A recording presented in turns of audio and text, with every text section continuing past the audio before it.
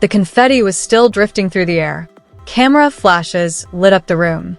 Aryna Sabalenka had just captured another Grand Slam title, and the post-match press conference was unfolding exactly as everyone expected. Congratulations. Questions about the final. Thoughts on the championship. Plans for the future. It was the familiar routine that follows every major victory. Then, everything changed.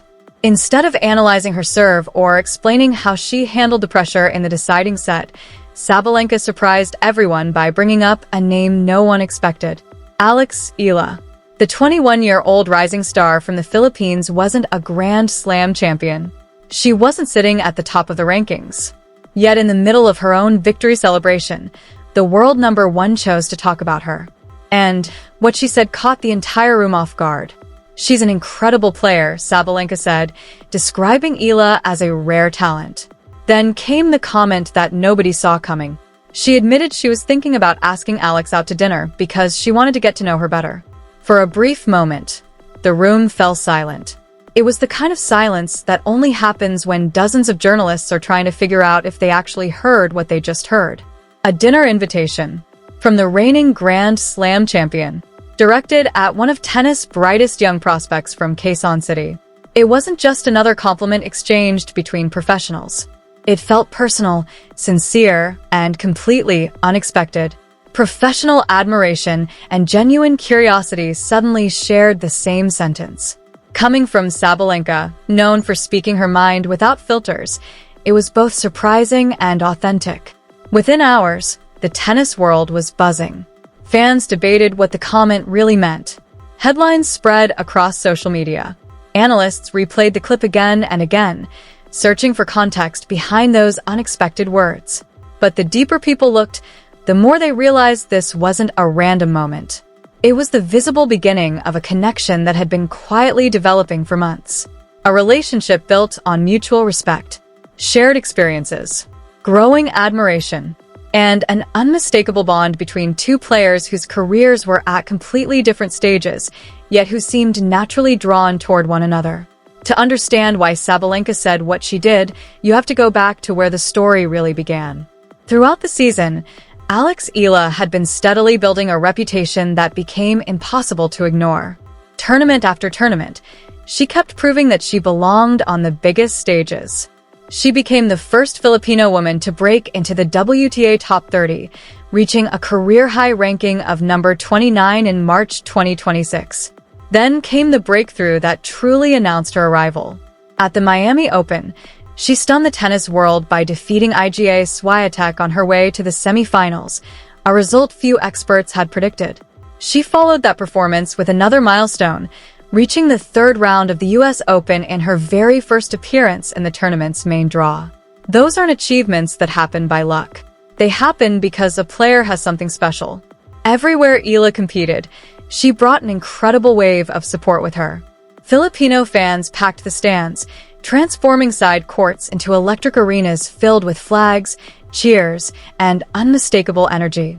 Even tournaments that normally attracted modest crowds suddenly felt like home matches whenever she stepped onto the court.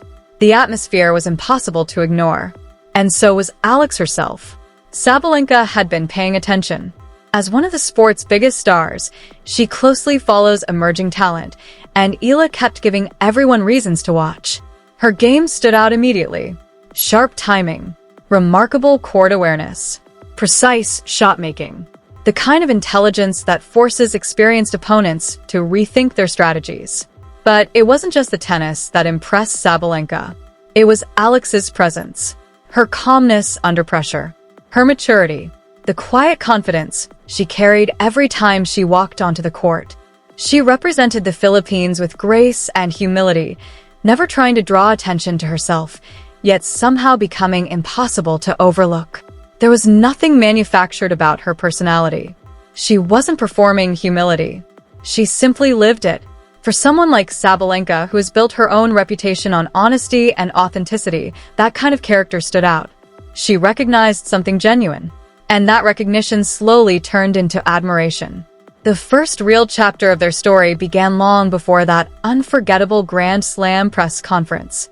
In the days leading up to the Madrid Open, Both players found themselves in the Spanish capital, preparing for another demanding stretch of the tour. At the time, very few people realized those preparations would mark the beginning of one of tennis' most talked about friendships. What observant fans pieced together later made the story even more fascinating. In the weeks leading up to the tournament, both Alex and Sabalenka had quietly trained with the same practice partner, a rising American teenager, Iva Jovic. Alex shared the court with Jovic on April 19th, while Sabalenka trained with her the very next day. On the surface, it looked like an ordinary coincidence. In hindsight, it became the first visible thread connecting two players whose paths were gradually beginning to intersect. Jovic herself was far more than a random practice partner. Earlier in the season, she had teamed up with Alex in doubles at the ASB Classic in Auckland, where the pair made an impressive run to the semifinals. She had also stood across the net from Sabalenka in the Australian Open quarterfinals, where the world number one advanced in straight sets. Without anyone realizing it, the same young player had become an unexpected link between two very different careers, creating an informal bridge long before Alex and Sabalenka publicly acknowledged one another. The connection didn't end there.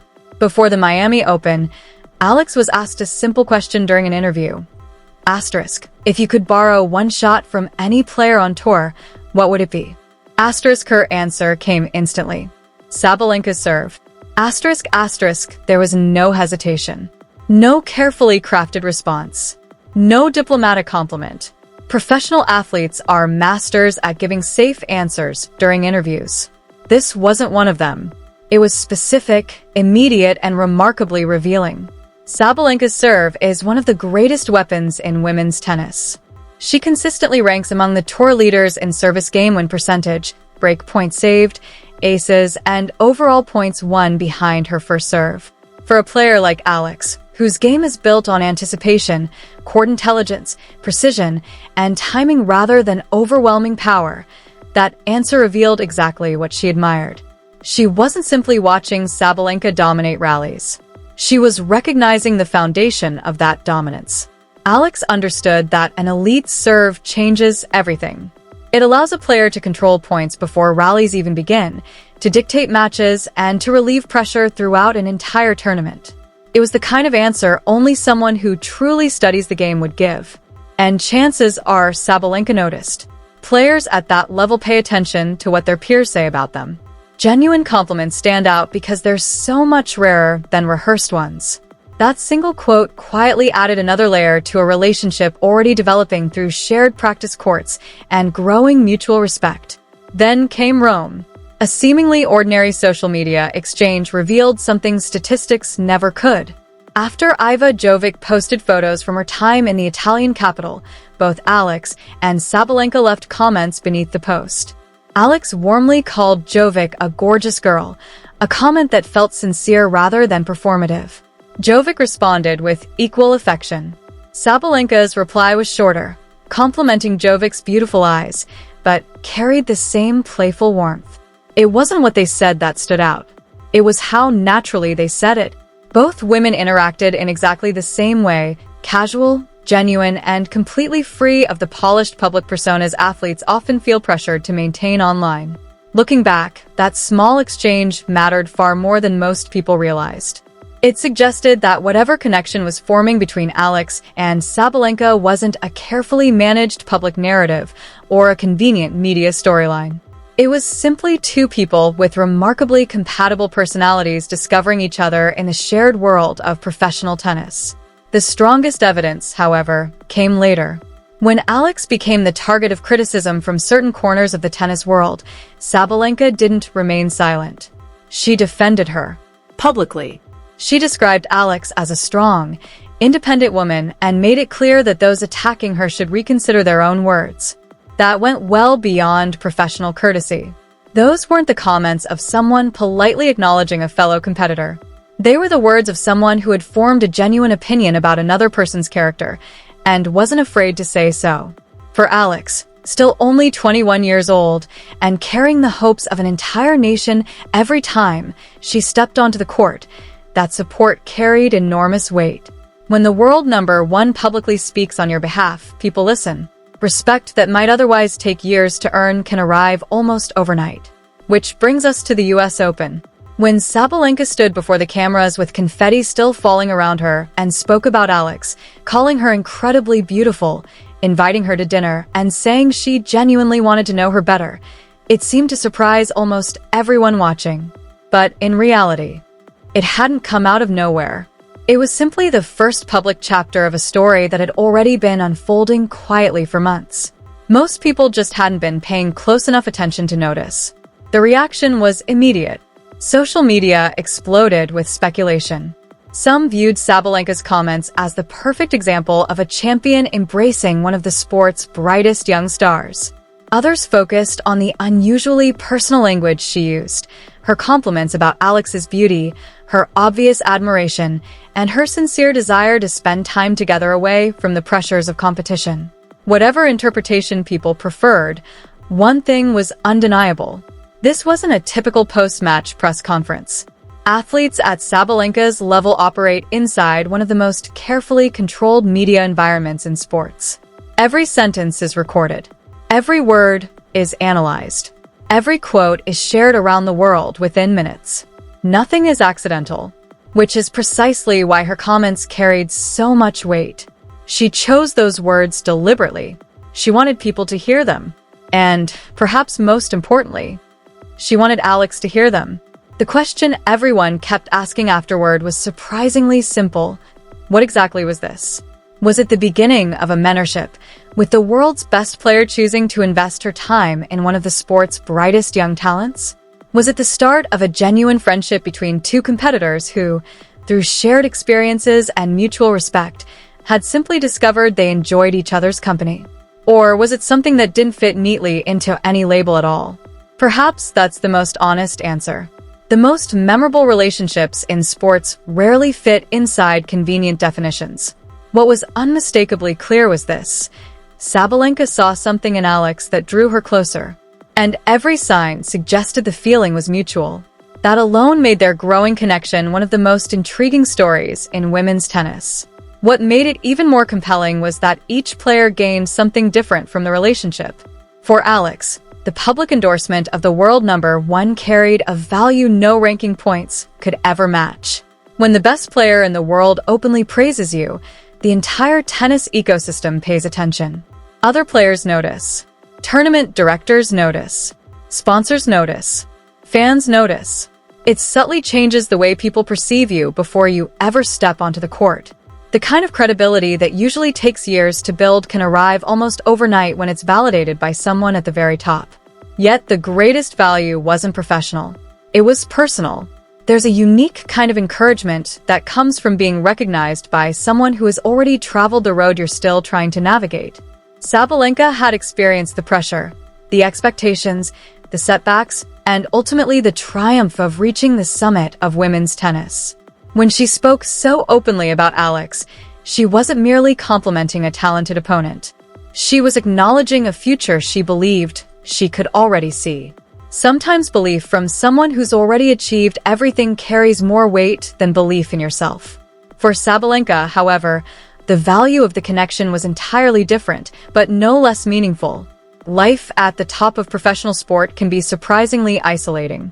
The only people who truly understand your world are often the very players trying to take it away from you. Your greatest rivals become your closest peers. Your opponents become the only people who fully understand the pressures you live with every day. Finding a genuine connection outside that small circle is rare. Alex represented something refreshingly different.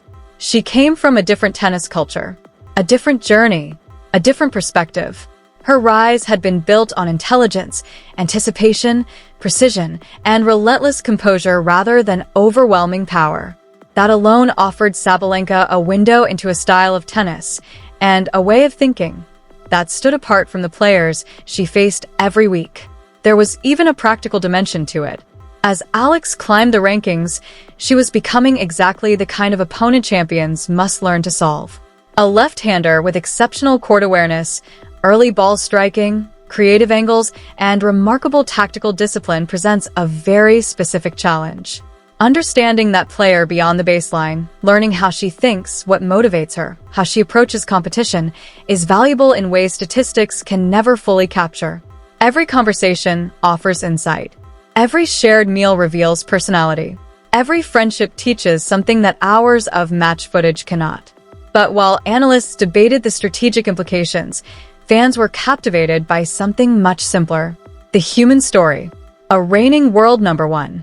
A rising star from the Philippines. Two careers that had quietly crossed paths through shared practice sessions, mutual friends, and growing admiration before finally becoming visible to the world in one unforgettable press conference. It was the kind of story that transcended tennis because it spoke to something universally human: admiration, curiosity, respect, the desire to know someone better after watching them from afar. Those emotions aren't unique to athletes. They're part of being human. Perhaps that's why their story resonated so deeply.